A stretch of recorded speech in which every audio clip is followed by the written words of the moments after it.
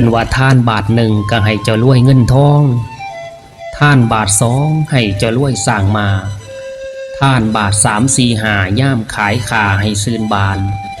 มีสมบัติหมื่นล้านเต็มเปี่ยมบ่เบาบกท่านบาทหกให้ได้เป็นนายคนสั่งการดอกงานใส่ท่านบาทเจ็ดขอให้สุขสบายหอดเฒ่าแก่ท่านบาทแปดให้คุณพ่อคุณแม่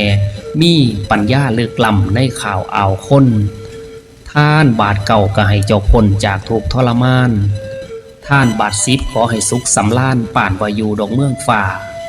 ท่านเกินสิบเกินเศร้าหาขอคุณพ่อคุณแม่หม่มจากฟังท่านเป็นลอยเป็นสั่งให้ได้ถึงสันฝ่าเมื่อนาแม่นนิพพานขั้นแม่นท่านเกินนั้น